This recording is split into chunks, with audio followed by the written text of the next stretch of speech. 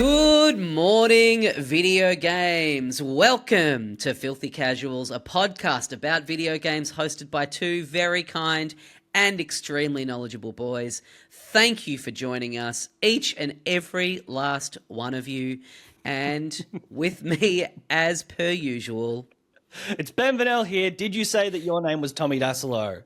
I don't know if I did. Yeah. You were too busy just fucking mixing it up, I know.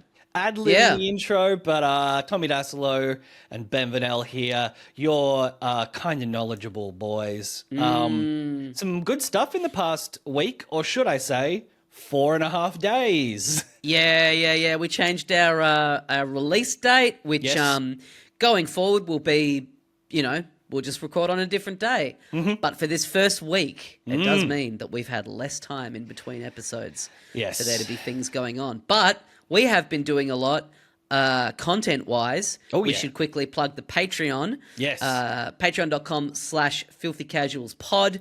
If you get on there, you can get a bonus show every week, an hour plus of us talking about movies, TV shows, other stuff that we enjoy that isn't video games.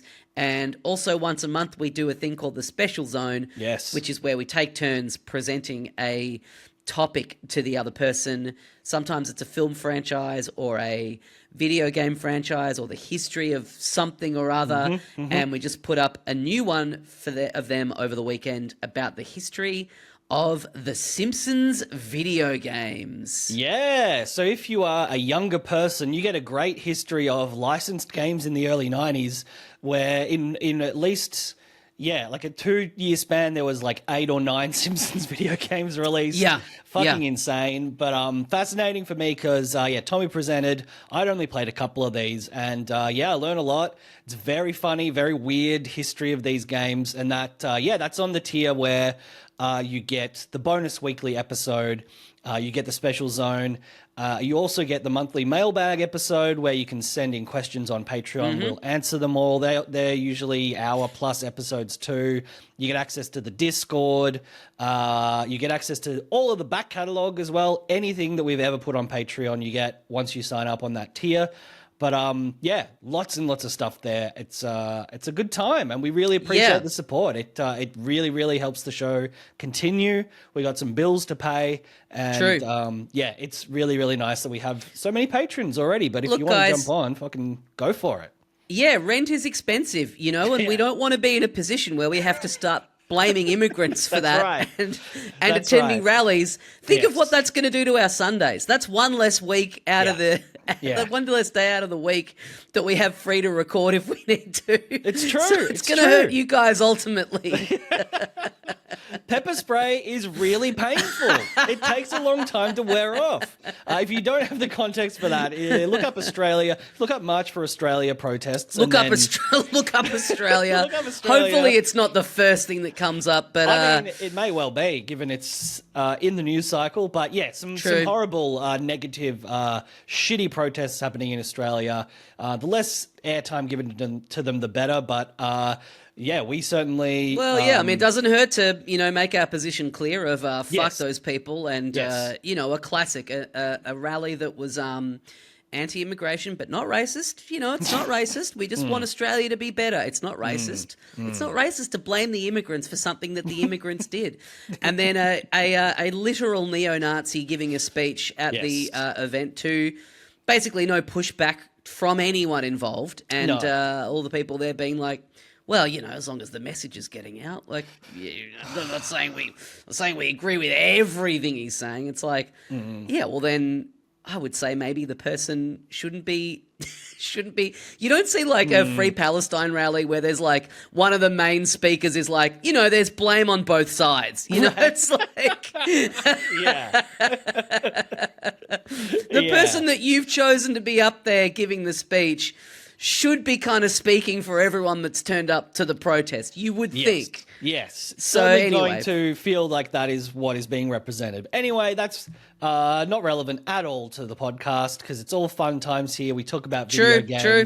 I know people kind of have a bit of a like, hey, guys, I listen to this to get away from all that stuff. And, look, obviously that's fair enough. But, yeah, hard to not. It literally happened yesterday. Outside our doors. Outside our doors to put a.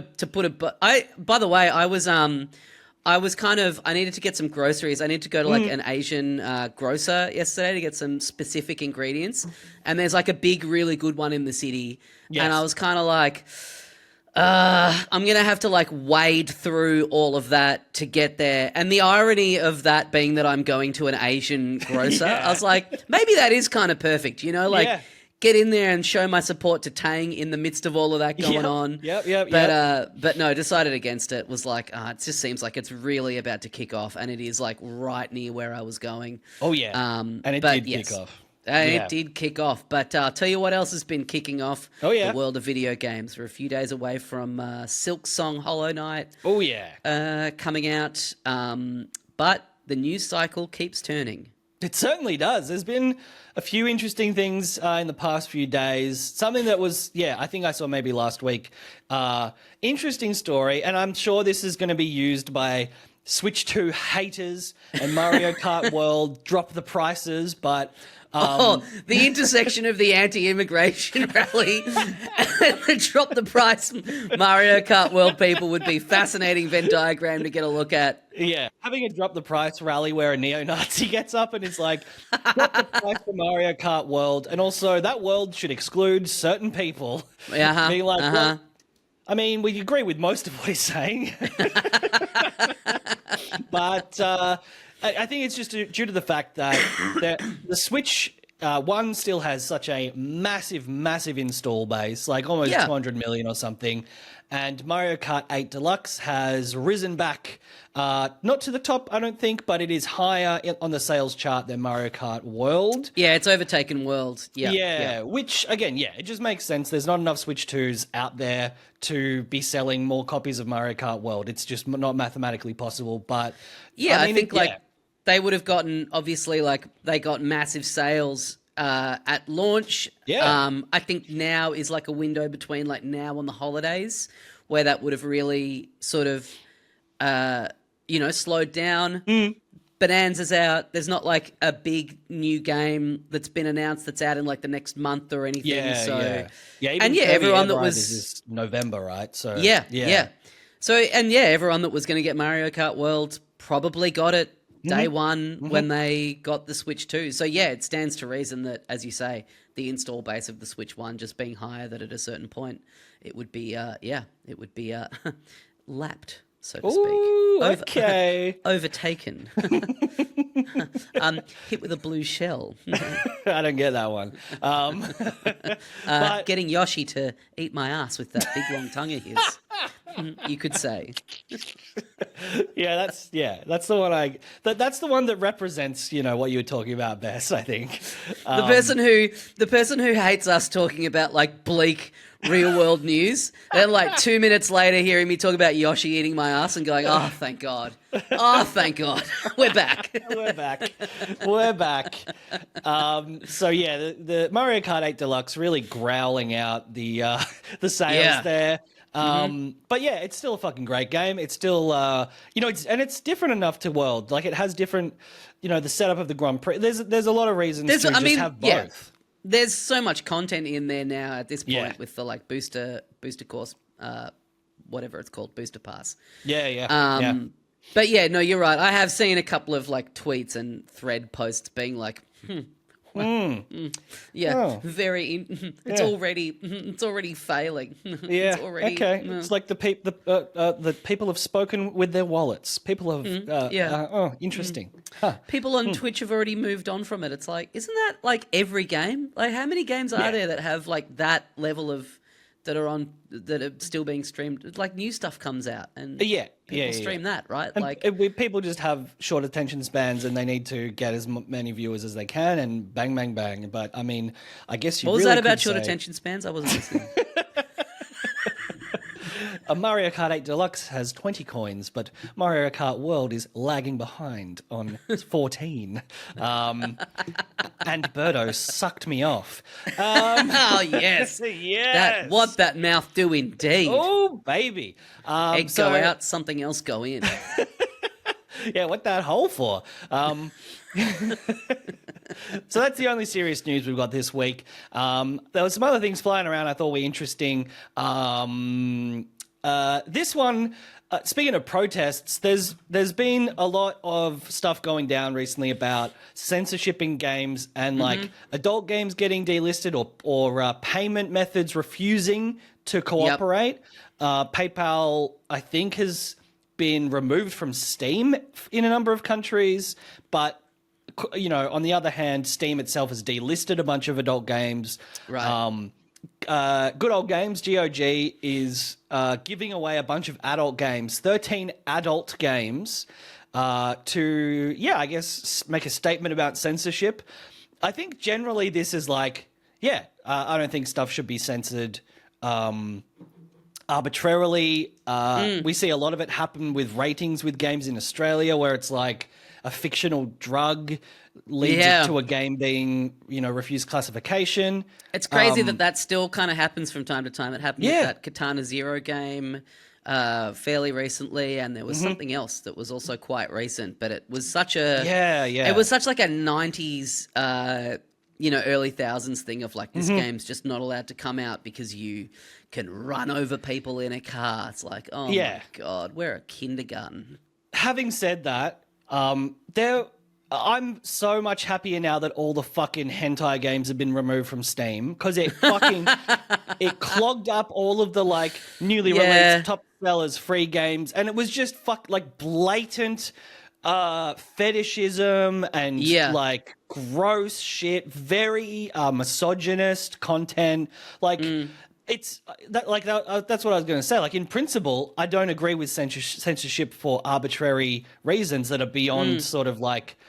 Or they're restricted to a bunch of old white men making the decisions. But like, man, there's some awful games out there. There's that like rape simulator one. Like there's been a bunch recently, whether they're these bright and colorful hentai games or these awful, like dark and disturbing violent ones. There are a lot of fucking shit adult games out there. Yeah. And it's just and you make a good point. All the hentai stuff, like it's the existence of it is one thing, but it's like there's so much of it out there that if you're just going like chronologically on like recent releases, it just ends up being the entire page that you need to kind of click a button to go like, hey, just don't I'm just not interested in this stuff. I want to be able to like look at the other types of games that are coming out. Yeah. I've had enough recent releases. Now I want to play a serious game. But I think the problem is if PayPal or whoever, Stripe, all of the payment processors are the ones making the decisions on what gets to be sold, we get into murky territory. So I guess good on it's a cool good old initiative, games. And you can get like it's like 13, 13 games for free for the next couple of days. Postal 2 is one of them, which like pretty tasteless game, but like not something that should be refused, sale, it has its own merits. A lot of these other ones sound like one of them's called Fetish Locator Week 1. Helping the hotties. Well, there's this one, Honey Pop, which I looked up as it was kind of like one of the main. It's one of several adult-only games Twitch streamers are explicitly forbidden to stream. Right. So it's like a puzzle game that's apparently really good, but there's like a kind of little story going alongside it where you're like trying to bang. And you see it in quite explicit detail. Okay. I think I might have downloaded this because it got famous again. Maybe when it was when it was removed from Twitch because it's from like 2015. It's a super old game. A bunch of these are from quite a while ago. Yeah. So I don't know. This is a thorny issue. I don't know what the right answer is, but I do. Yeah. It's kind of it's a neat protest. A lot of these, it's a bit like if you're into this, you've sniffed these out already. You know what I mean? Sure. Like the idea that like, oh, finally, now that it's free, I can engage with. I mean, I'm sure there are some people out there that are just interested to maybe some of these you've never like gotten around to, but it's like on the other hand, is, you know, Visa doesn't shut down porn websites just because they have subscriptions. Like, Right. you know, pornography is out there and it should be accessible to people who are over 18 or, you know, whatever the relevant laws are. Like that, it's not, we shouldn't be out there book burning. Like, we don't want to censor everything, and we don't censor everything. But Yeah. I guess this is probably that kind of holdover from, those 90s news stories where it's like video games are for children and they're making children violent. And Yes. it's just like, no, we live in a different world now where everything makes children violent, and TikTok and social media do more things for, you know, incel thinking and fucking stuff. It's, we're kind of like racing or pushing against the tide in a way, but I don't know. More to come. Literally. Lauren was watching last night that Netflix documentary about this this like girl. I was cooking dinner, so I was kind of zoning in and out. But like something about like this young person being harassed over text message in her town, and like being cyberbullied. And my one contribution was to come in like 3/4 of the way through and be like, have you ever seen that like famous Tyler the Creator tweet from like 2015 where he's like, how the fuck is cyberbullying real? Just walk away from the computer. Just undermine the entire premise of the documentary. Yeah, Tommy, that's a really good contribution. Go back to cooking. Thanks. Get back in the kitchen, bitch. Put that little skirt on and get back in the kitchen. Pop that apron with boobs on. That is Unknown Number, the high school catfish. I think dropped a few days ago. If you want to get the real story, not Tommy's other room interpretation. But what else has been going on? Ubisoft released this game a while ago as a fucking NFT. It was called Grimoria Chronicles. I didn't know anything about this until this morning when you sent this story through. Yeah. Apparently they're still like dabbling in the NFT space, which is they're going to just lose a bunch of money. And it looks like they probably already have, because this game was, an NFT title. It was obviously paid to own the digital license, which I guess is an interesting thing when it comes to game ownership. But, I mean, a lot of stuff, especially during that boom of NFT stuff, was pretty cynical. It features NFTs that cost up to $64,000. So they started developing it, I think, in 2021. It comes out October last year. People are over NFTs. They don't really publicize it. And then it's remade, or what do they do with it? They've only got they released another one that also didn't do very well. They turned it into a free-to-play game on Steam. Who cares really how good it is? It has mixed reviews on Steam. The article that you sent about it, they go like, at time of writing, looking at Steam, there's one person playing it. It has like an active user base of 10 people. They sort of got into this space, but they've sort of been very quiet about it, and they're not really like publicizing it or leading with it in any way, but it still sort of does exist weirdly in the background.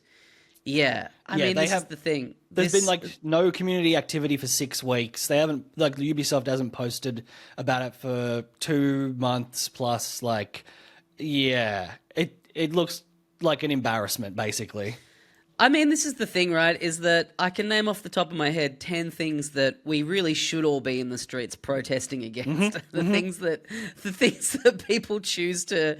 No, there's a new Vietnamese joint on the end of my street. Fuck that! It's like, no, there's a video game where you can spend $64,000 on an NFT. Oh God.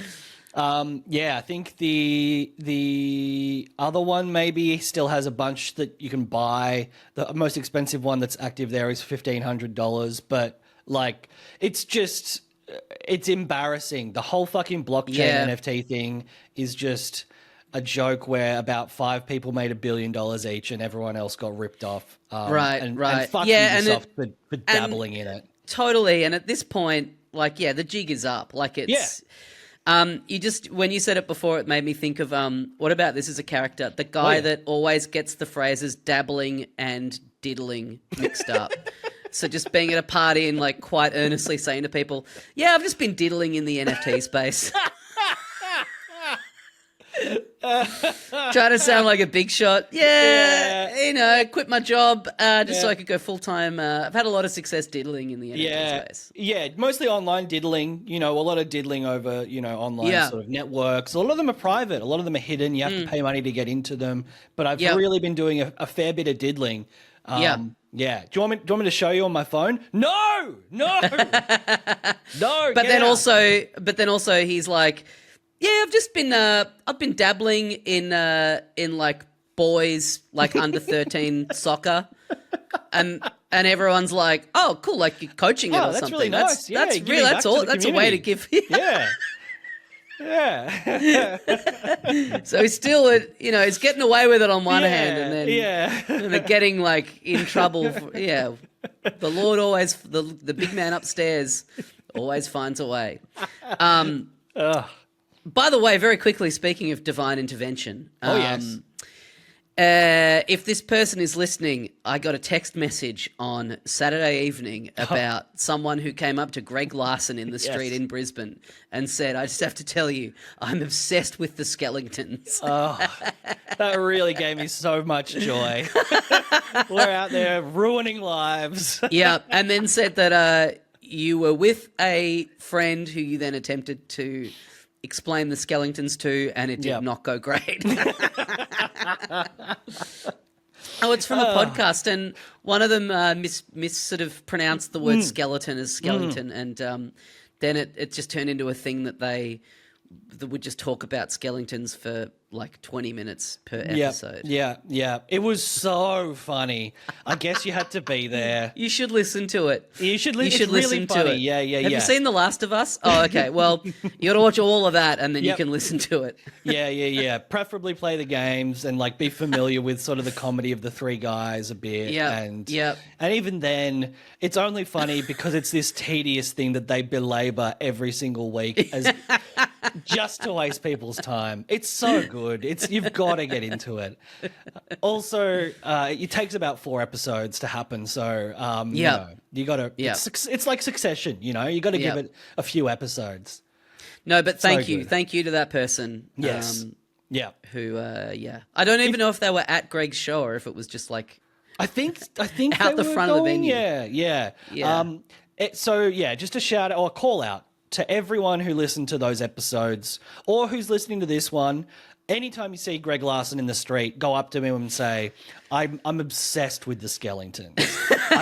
I'm not familiar with your other work. I'm obsessed with the Skellingtons. Yeah, I want them to hurry up with season 3 of Last of Us. Not because I know what happens in the story. I'm not like super fussed on seeing the rest of that. I just want to have an excuse to get on a mic and talk about the Skellingtons once a week. Yeah, we should do a spin-off pod.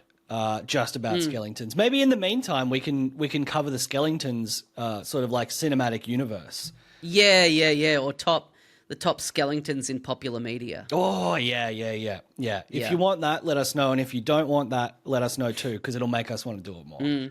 Well, the Skellingtons very scary, either in and of themselves, or just you get scared by us going down that path and thinking like, Jesus Christ, here comes another 20 minutes of a running joke that I do not care about.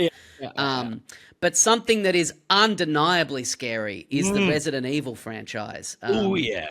You famously piss your little Dax every time you play one of these games. That's right. And I avoided them. I avoided them for years because of that. They're real spooky. And I was like that with horror movies too. I've built myself up to it. I love horror movies now, and I fucking froth this franchise. But I think the one that I did try to get in on after being sort of, absent from that franchise for a long time was Resident Evil 7. It was on the PS Plus collection when you got a PS5, I believe. It was It was also like the first one in a while, and it was a reinvention of the franchise. And it was fucking terrifying. It was really atmospheric. Getting chased around by that old fucking guy with the axe or whatever. Like, really, really scary stuff. I think it's the scariest one. There's obviously there's scary stuff in all of them. 3 and 4 are kind of more like action focused. So there's like creepy stuff in there, but I wouldn't say that it's like that. Yeah, that real. Like 7 is, it's all just contained in this house. Like it's a very small environment, rickety, dirty kitchen with like maggots everywhere, and like the stuff that's chasing you around is just really terrifying in a way that like all of the other stuff is, I guess, kind of creepy in different ways. But 7 is rough. 7 is real, like Texas Chainsaw Massacre, like fucked up family, sort of adjacent to real life. It's not a zombie going or a monster. It's like a disgusting person jumping out at you. There's jump scares. There's the tension of them following you around. But it is a fantastic game, and I ended up pushing through and loving the whole thing. But it's probably going to remain the scariest one for the foreseeable future, because director of Resident Evil Requiem, the next one that's coming out quite soon, Koshi Nakanishi says, we get it. We heard the people. 7 was way too scary. And I think this is a reasonable solution. They've added a third-person mode to 9 because first-person was just like, it's too confronting, it's too immediate. That was his scary. takeaway. Yes, people were playing 9, finding it scary. 7, that was the feedback on. Which I think I would prefer playing it in third-person mode, it's interesting. I hadn't thought about that potentially making it scarier, but definitely, like, that's just the mode I prefer playing the Resident Evils in. It's in my head, it is like a third-person series. Like it just, I think it kind of, for me, it just works better. I mean, I'm kind of like that with all games. I don't love first-person in general. I think I'd always prefer the third person, just feel like you're in it a bit more, weirdly feel like you're in it a bit more than the first person view. But that is interesting that he's kind of like, you would think it would go the other way. You would think that the director of that series would be like, tough shit. If you can't handle it, don't turn on the fucking... He's like, I want everyone to be able to enjoy it. It's like, no, you don't. You're not making fucking Mario. You're making a horror, like an R-rated, like fucked up Japanese horror series. Yeah, but I guess, I mean, business-wise, you do want it to be as accessible as possible without losing what it's actually built on and all about, and, the storytelling effectiveness, the atmosphere. But, I mean, you do get the option of playing first person. True. If you I can't wait for, the series has gone woke. They've added a third person mode. That's the thing. These people got no argument, they've got no leg to stand on because, like you said, it always was third person. Yeah. Make Resident Evil third person again. That's what I want. That's what I'm going to get hats for. I mean, I feel like they're always kind of trying to find this balance between moving the series on and doing interesting new stuff with it.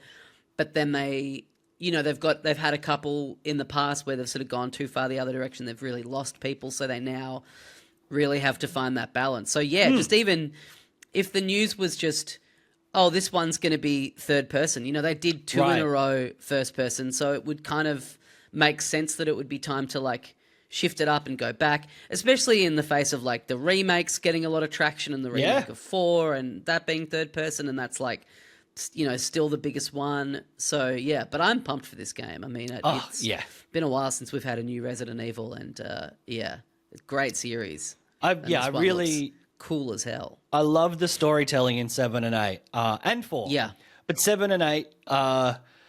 I really loved 8. I really liked that balance that one struck with real spooky stuff and werewolves and monsters and like ghoulish creatures, but it was very action-packed as well, and it managed to have this sort of Metroidvania thing of exploring a place and coming back later and unlocking gates and doors and things. I loved that.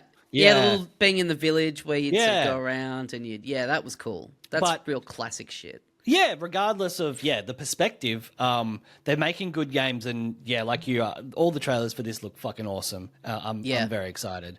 Capcom are the fucking kings. They're the fucking kings. Well, a man who has an argument to be the king of video games, a man we flew to another city just to watch him speak with Dr. George Miller, one of the great auteurs of video games, Mr. Hideo Kojima, has not done it again. The company Konami that he famously worked for and left as a disgruntled employee, they have done a remake of Metal Gear Solid 3 entitled Metal Gear Solid Delta Snake Eater, which I've played. I played about 5.5 hours of it. There was this other news story about this game that was somewhat interesting. And it's an incredibly faithful remake. They've updated the controls, they've updated the graphics, but everything else has remained the same, and I'll talk through that a little bit. But one thing they didn't want to keep the same, there's a bunch of posters, magazines and stuff decorating all of the little cabins and huts and factories and stuff in this game. And they went back to all the original models for these like glamour shots basically, and were like, could you send us some recent photos? Which is very creepy now that I say it out loud. Yeah. It's funny because like I kind of like it. I mean, I don't know a ton about the specifics of how it all went down, but I think that there's obviously like I think a bit of bad blood just in the sense of like what Konami did. Then they made that like that what was it, that online game, and they kind of like Metal Gear Revengeance, I want to say was one of something them. like that. And Metal Gear like Rising Revengeance, 5 was left kind of unfinished, and sort of how they and them like I don't know, that's like a weird that is a very like specifically Kojima thing to do. Like it's funny him not having involvement, and like that's like a story that you would read and go, the great man. Like it's a kind of interesting level of care to put into something like this when it's a weird project. It's kind of strange to have it have like his fingerprints are obviously all over it, but knowing that he's got no involvement in it. And I wonder how much of the timing of it, they kind of get to ride the wave of, probably a lot of people like us who played and loved Death Stranding 2 and want to consume more Kojima stuff, and then like, how convenient's this? A full remake of like one of his most beloved games before the Death Stranding series. Like totally. And I think the fact that they've been very, very outspoken in like, we haven't changed the core of the game, the structure, like the visuals are mostly just up-resed and, have better lighting, but like everything else is pretty much the same. It's an interesting game. And this is a weird sort of representation of it where like there is a legacy mode, which I think the camera was more of I don't know if it was fixed, but it was that sort of top, like isometric sort of one, which like the first two games had. The new one is literally, it's just like any modern third-person shooter kind of camera. Because they did that Metal Gear collection. Was it like last year that had this in it? Yeah, or a couple of years ago. Yeah. So there is a way to play. I think I've seen a few people kind of comment on this remake being like, as you say, it's incredibly faithful. It's got a little bit of modernization, but not really enough to make it stand. If you want to be a real purist about it, like you can go and play that. Original still kind of holds up because this is basically that. Or if you are someone who wants it to be more contemporary in terms of its style, its presentation, because like I'm sure maybe they've tweaked the gameplay, but it still feels very PS2. A lot about it feels very PS2, and I'll say off the top, I'm loving it. It's really, really fun. It's very Kojima, that storytelling where it's this heightened version of like the Cold War. They're these like super villains essentially who have special powers. The dialogue is very silly a lot of the time. The voice acting I've found bad, I think, across the board. Right. Some odd decisions, like you're playing an American character who's interacting with, I think there's one British guy who has a British accent, but then most of the time the other characters are Russians, and they all just have either an American accent, a British accent, or one guy who has a big scene where he's basically slipping in and out of a bad Russian accent. It's very, very strange. And they're all very like I know, we've basically only known about this secondhand, the fact that David Hayter was the original voice of Snake, and then they got Kiefer Sutherland to do it, I think in 5, maybe 4 as well. I don't know when it changed. And people were like, that's such a shame. They kicked this original guy off and replaced him with a film star. But I think the original guy kind of sucks. Like, it's really, really over the top, really gamey. But I will say that, playing through it, it all has that heightened sense of reality that is such a staple of what Kojima does as a creator. And it is really fucking fun. It is an old school sneaking around, going prone, going through the grass. Sneaking around, not raising the alarm. And this is, I think one of the first games, maybe ever, where it had such a high level of immersion and interactivity. Like, there's animals everywhere that you can, you have to avoid snakes biting you. And if a snake bites you, you have to apply anti-venom in the menu. And you can, kill all this stuff to get food. And, you get hungry, and that means you lose your maximum stamina. There's all of these like interacting sort of mechanics that are, for 2004 when it came out, revolutionary. Yeah. It's still cool that they're in there. Like, a lot of the reviews I've kind of read over of this new one kind of point out, like, some of this is just kind of tedious, busy work. Like, if you jump down from a ledge that's too high, you might get a broken arm or a broken leg, and you have to like set the bone, apply a splint, bandage. Like, there's all of these things. You're right. Like, at the time, that would have been cool. That like, this like stuff that's previously very video gamey, where you just like lose, a slither of health. Yes, like yes. Actually making it immersive. But then now we've come back around where you play a game like Donkey Kong Bonanza, and you can just like fall from any height, because like they did that with Mario Odyssey. I know they're very, very different, styles of games, obviously, but there is a bit of pushback of like a lot of developers realizing like, it's just not fun to kind of slip off a cliff and that fuck the entire game. Like, it's not the point. It's not why you're here. Like, the challenge can be elsewhere. And like, something like The Last of Us 2 has incredible stealth gameplay, great AI, like. And you do have to, you have to like heal yourself when you get wounded. Yeah. But you don't have to go through all of this rigmarole, just to like, and you're just like, I'm in the middle of a fight, I'm pausing the game, I'm going to the menu. It kind of breaks the immersion a little bit. As soon as you're doing that, exactly, the immersion's kind of gone anyway. Yeah. Which is kind of counterintuitive, because it's like, well, you have to like treat the wound like it's a real wound, but then you're just going into a pause screen. And there are these things that are still kind of frustrating for I think me, coming to having never tried it before, is like, it's very linear, which is fine, but you can just kind of walk for about 60 seconds through an area, and then there's a loading screen for the next area.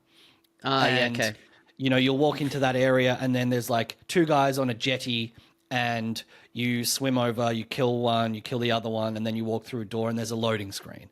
And so the loading's obviously incredibly fast on the PS5, but it just, I feel like, was it Dead Space? Yeah, it was Dead Space. That they remade that a couple of years ago recently, and they took out all the loading screens. They made it one continuous. The whole ship is a thing that you can walk through without copying any loading screens, which were apparently really long back in the day. And I feel like if you were going to remake this game, you should have done that stuff. Surely that's That's such a again, like, majority of stuff that comes out now is open world. Not majority, but a lot of games that people play are open world, and that's just a thing that Yeah, maybe if you go inside a building or whatever, or a cutscene is loading, you might, or when you first turn the game on. But we are kind of used to having these like big areas where you're not really having to see much of that. And so, like Metal Gear Solid 5, it was that. It was an open world where you'd ride your horse through the desert, and there'd be a few things to encounter along the way. You'd come to a cliff top, you'd see the base you got to infiltrate, you'd look down with your binoculars. Like that was so well done in that, so fluid, and it also had a lot of immersive things that weren't as immersion breaking or tedious. It just has that very, very old fashioned, like 20-year-old game design of linearity and lots of loading screens. So that's a bit annoying. It's a bit frustrating. But it's still fucking really fun. Like the gameplay that is there, the sneaking around, the tranquilizer darting people in the head, pulling bodies to the side and hiding them. All the weapons are very cool. All the bosses are fascinating, bizarre, and weird characters. It's really fucking fun. Cool. I hate to, we don't tend to bring up cost as a criticism, but a remake that costs $125 Australian that has a lot of those very old-fashioned things still present, it's kind of frustrating to me. Yeah, when you can get basically the same or very close to the same experience as part of a pack that's got all of them in it. Yeah. And I think if you're someone who is, feels justified in being frustrated about the cost of certain games, just don't forget about ones like this. Like you can right. You can say like a brand new game shouldn't be over $80 American, but I don't hear anyone saying that Metal Gear Solid Delta shouldn't be $125 Australian when there's an argument that it shouldn't be. So, just not something I really care about aside from the fact that it cost me a lot of money. Yeah. But just something to think about. But yeah, it's very, very fun. It's only, I think I've heard that the campaign's like 12 hours. Okay. And I'm about 5.5 hours in. And I reckon that's going to be good. I reckon I'm going to be satisfied by that. It's going to have up the difficulty. There's been some bosses so far. Again, a 12-hour campaign is like, for the time that it came out, is like a long game, I guess, or a standard game. A game like this coming out now would probably be more around like 20, 30 hours. But that makes me more interested. I thought it would. Yeah. I thought it would. You kind of get it banged out in a decent amount of time. Yeah. It's bizarre this being out, and it's like it's one of the big Kojima ones, and and obviously not to say that this is surprising, but it's just strange him saying nothing about it is odd. Why would he?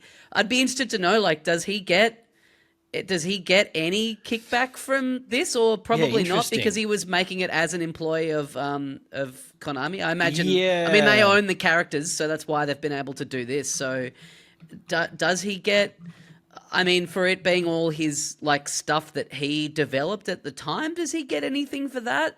I don't think so. Just you worked for the company and you get literally nothing. That's kind of crazy. I'm trying to find. I mean, he's credited in every possible area that he could be. Yeah. I don't know. I don't know if he gets royalties. I've just found a Reddit post where someone was asking this about that collection that came out a few years ago. Does he get any royalties from it? I think. Yeah, some of the speculation is that because he's an employee, like you said, he just worked for Konami. They own the IP, so no, he doesn't. But I would imagine, especially that era, when he kind of signed on and first started making those games. Yeah. It took him obviously a while to get the name that people are like, oh, wait, this guy's name means that it's going to be a quality product. And also, you wouldn't have signed on going hey, I want to protect myself and make sure that any of the characters and stuff that I'm coming up with while I work here are gonna be doing a little something for Daddy once I'm out that door. No, like the same as anyone who worked on Mario or Kirby. Even I imagine Sakurai probably is not getting direct royalties. He's just getting a salary or whatever. But regardless, it's fun. It's good. Kojima is a fucking master. He has such an interesting, bizarre, unique, creative perspective, and it also just has like a good Cold War spy story running through the whole thing. It's something that I'm really just generally interested in, and I mean, probably good that I've done a bit of reading, in the past 20 odd years. Like I have a bit more context for what is actually happening. Maybe it's a bit confusing if you don't know the history of the Cold War, but no, I'm going to learn all of it from this game, I think, is how I'm going to choose to do it. I'd love to have that, like, active lore thing where you can push the PS button mid-cutscene and just get an entire breakdown. Like, read a full novel about the Cold War in the middle of this video game. Fuck, I mean, I love that. I mean, if you play this game, you should do a special zone where you try and teach me about the Cold War based on the information from Metal Gear Solid 3. Fuck, that's a really good idea. All right. Okay, we'll put a pin in that for a couple months down the line. Yeah. But despite all of those criticisms that I had that I think are pretty reasonable, it is a very fun game, and I'm sure there's plenty of people out there that are like boycott this game because of how Kojima got treated by them. But I am glad that it exists because Death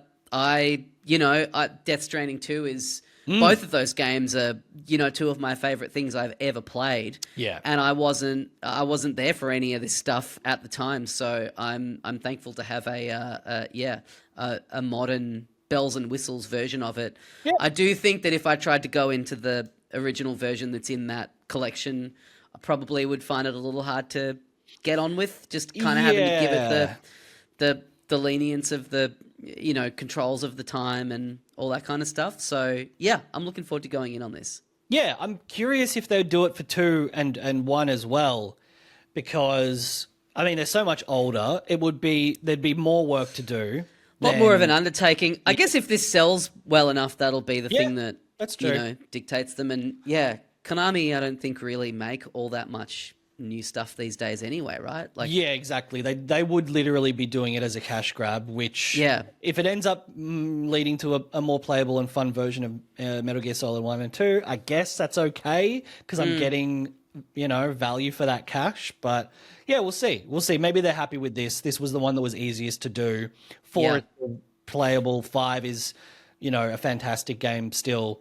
But we'll see what happens. We'll see how and 5's still easily accessible on modern consoles as well. Yeah. Well, I have been playing a couple of things. I have very nearly finished the Kirby and the Forgotten Lands plus Star-Crossed World / Nintendo Switch 2 edition. Ah, yes. I think is its full title. It's too short, if anything. This is in the kind of weird way Nintendo are doing these, where some games just got a nice little visual upgrade for free. Some of them you had to pay for the visual upgrade, but they would have like a weird, like the Zelda games had like that tacked on notes thing that apparently is not great, but the games look beautiful now.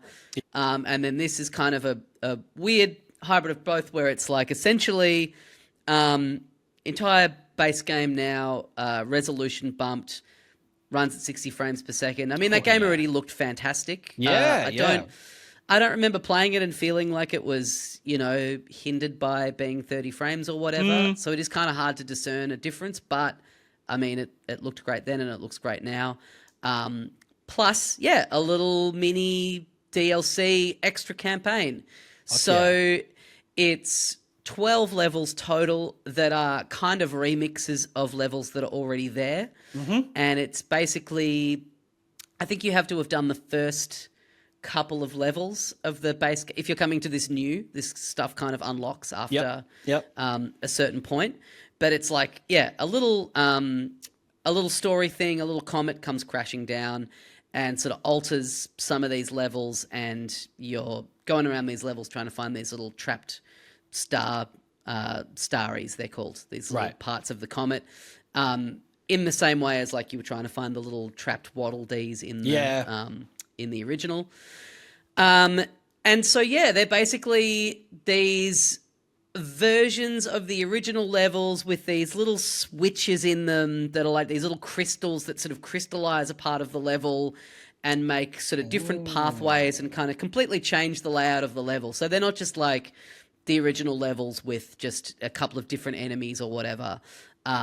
They feel quite different to the base game, and the little mechanic of you'll be in a bit and it kind of seems like you can't move forward or there's only one way to go, and then you hit this switch and this whole little ramp opens up that takes you up into a whole kind of new area.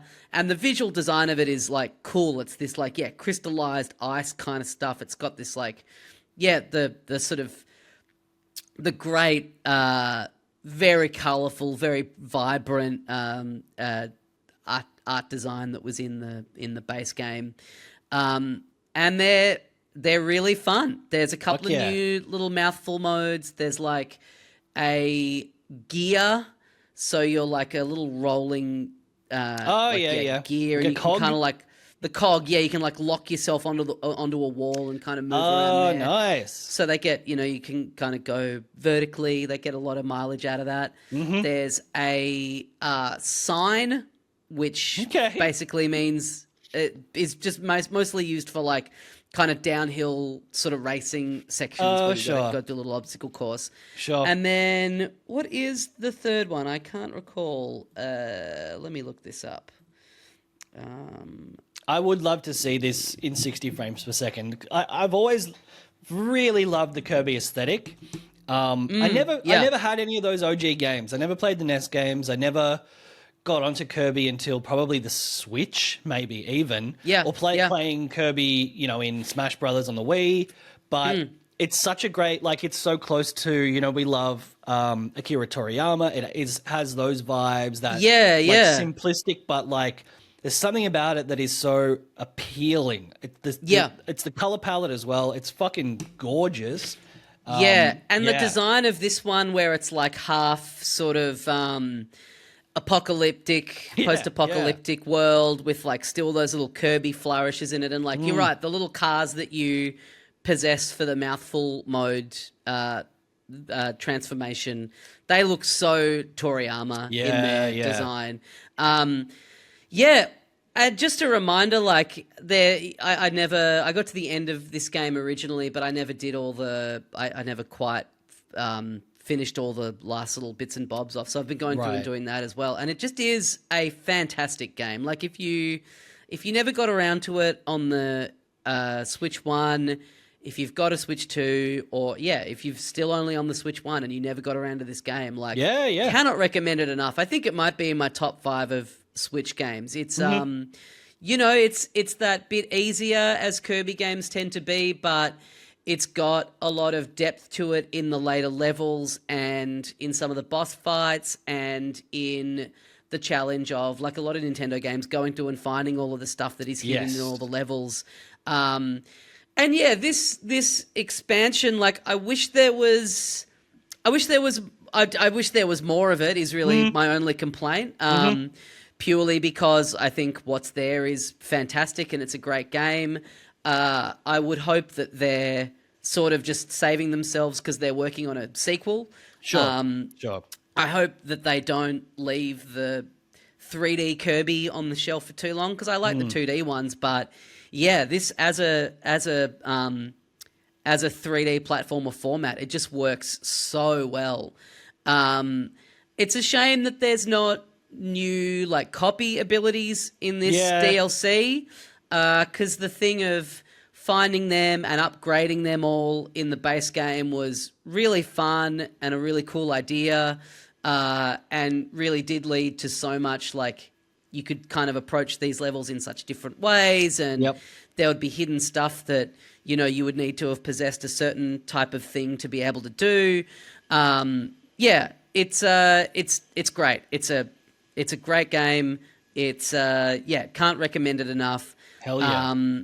And yeah, it's especially if you're coming to it now fresh and starting off with this version of it. Yeah, Right. having the base game and then simultaneously I think from all of the worlds there's like 2 of them Right. have these remix stages in it. So it's often like the first level in the world. So kind of having this sort of like unlock alongside the main game. It does have that weird thing, which I guess you kind of have to do, that a lot of this DLC has when it's like introduced side by side, is like you've got your currency and your collectibles that are in the main game, and then the like types of coins that you're collecting in these levels is like different to the base one, so that the balance of like how you're unlocking stuff doesn't get thrown off, which is always a little bit weird. And again, you're getting these new types of coins, but the only thing that you're using them for is there's like a new set of little gacha collectibles in there. You're not using them to like upgrade the attacks or anything like that. Yeah, right. But yeah, just in love with this game. Great to have an excuse to go back in. And yeah, I don't think it was like underrated or like it reviewed really well. I think it sold okay. I think the people that played it really liked it, but it's surprising that that they chose, of all the Switch games, that this was the one to give a little early DLC pack and, you know, really put it in the spotlight early on in the Switch too. I'm glad that it's getting a second go around to kind of remind people that it exists and just like, market the base game all over again, because it really is great. It's just fun. It's pure fun. It's not, like you said, it's not like a huge challenge, but it is really gorgeous. And yeah, like Kirby's just a cute little bastard, and it's a fun, relaxing time. Just really fun and creative, and all the stuff the like little stuff that's in here is like really surprising and inventive, and yeah. I think I heard a rumor that there will be another Nintendo Direct during September. Yeah. Which it has to be Metroid Prime 4. And that probably has to be their holiday game, right? Like I think that it has to be what it's going to be. Otherwise, they'll be announcing it's been delayed. Like they're the only 2 options. Yeah, I don't know. That would be surprising. Although, at this point we know nothing about it, like in terms of a date. Yeah. So if it's in September, you would think October is probably too soon. Yep. It'd have to be November, December. Yeah, I don't know. I mean, they were demoing it. Like, there's been hands-on things of it. So for it to be delayed in spite of that, and it was the bit I played, which is admittedly a very small slice of it, but it was running really well on the 2. Yeah. I wonder if maybe it's a thing where that was my main thought when I was playing it, was like, God, I'd be fascinated to know how this runs on a Switch 1. And maybe that's the issue that they're having, is that they can't get that version up to scratch. And they've they have said that it's coming to both. Like, I could see them delaying the original Switch version potentially. Yeah. Which would piss people off, and they probably know that. So they're giving themselves as much time as they can. But I could see that happening. It doesn't feel like we're getting, say, a 3D Mario game this year, probably. Well, this is the big rumor, is that it's and it's crazy to be leaving it till this late in the year, but this year is the 40th anniversary of Mario. So that is the big rumor for the Direct, is that there'll be some sort of announcement around that, whether it's an announcement of, like, here's a look at the next new Mario game. Maybe they debut the trailer for the new movie, which is out next year. Right. Yep. Maybe they do another one of those, like, All-Stars collections. There's a rumor that it's going to have all of the, like, new Super Mario Brothers games on the one thing. It's crazy to be an anniversary year and there be, sort of nothing announced. But the same thing happened last year with, it was the 30th or something, maybe 35th anniversary of Zelda, and they just did nothing for that. So I don't know. I think it kind of probably more comes down to, like, do they have some stuff in the tank that in the chamber that's ready to roll out? But just quickly, another thing I played this week. I played the network test for Sonic Racing Crosswords. Oh, yeah. They had like a 2-day, timed demo for that. I played it on the Switch 2, and it's like the Switch 1 version of it. Oh, sure. Is what's coming out at launch. And then they've said that like down the line there'll be an upgrade path to the Switch 2 version, which is so strange. Like, yeah, to have this new console and you're not putting, I don't know, to be the thing that you're leading, you would think it would be the other way. Like, oh, we're slowly phasing out, bringing stuff to what. So I was like playing it and being like, man, this is kind of weird that this is running so shitty on this console, and then going really? Oh, right. Well, it's not bad. It's just running at 30 frames, and it's like the resolution's a little jagged. It was like not dipping frames or anything. Yeah, it's consistent enough, but I was like, it seems like it should run a little crisper on this machine. And then it feels like a last gen game. Yeah, it was going like, oh, I'm playing the Switch 1 version, right? Yeah, fuck, that's weird. How was it though? Was it fun? It's okay. Yeah, it's kind of a cool idea where the second lap of every track is like when whoever's in first, when you cross over the line into the next lap, it comes up with like these two little portals that are two options for like what the next lap will be. And they're like a different little world. So the person who's first gets to choose which one of them you go into. So you drive into that portal, and then it changes the track for everyone for that second lap, and then you come out of it and you do the third lap back in the original track. It's a cool idea. Yeah, I don't mind that. I mean, it's got a lot of that like Sega Sonic-y kind of modern stuff that's sort of like, I don't know, a bit. It's just not my favorite. It's a little rough. It's a little. I don't know. How would you describe it? A little. Just very generic. Yes, kind of. I was going to say, I'm watching the trailer for it now. It's a little lacking in personality, which is yeah. There is so much Sonic stuff that you can draw from, especially level design. But yeah, you're right. It looks a little generic. We took Mario Kart and we didn't really apply the full Sonic aesthetic to it. We kind of meshed them halfway, and it ends up being a little bit. Yeah, lacking. Yeah. Although the Pac-Man level looks fucking sick.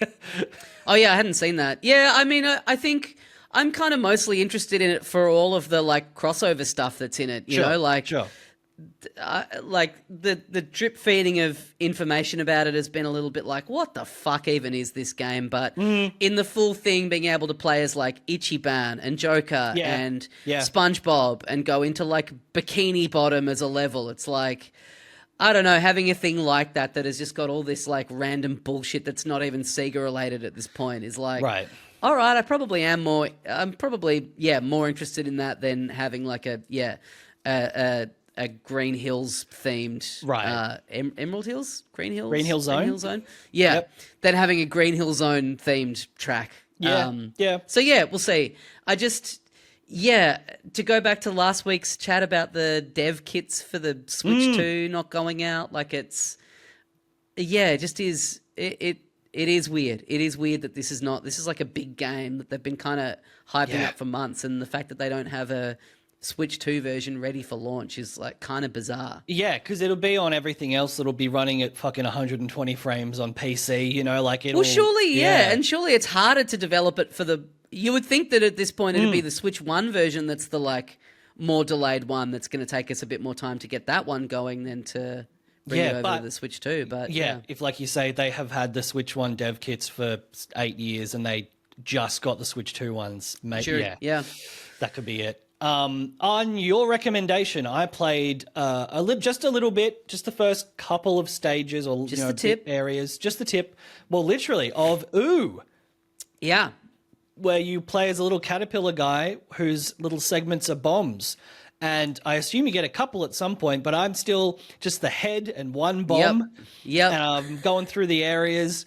It is very, very smart. And huge hallmarks of the developer from Elechead as well. That really smart, intelligent puzzle platforming. I've just got stuck. Otherwise, I'd still be playing it. Yeah, me too. I wonder if we're stuck at the same bit. Yeah, I wonder because I'm in the second bit, the like darker purple, the blue area, I guess. Yeah. And I've gone all around, and I'm like, okay, now I'm gated. There's like a toad there where if you bring them a fly, they turn into just the background. They move out of your path, and you can continue. And so I've got all the ones that I can get, and there's another toad in the way, and there's maybe a fly that is just in a completely inaccessible part of the map to me. And I'm like, okay, so I guess I'm just gonna have to fucking jump around and bomb every part of the map to find out where. I think we're in the exact same bit. Yeah. Basically, the first difficulty spike.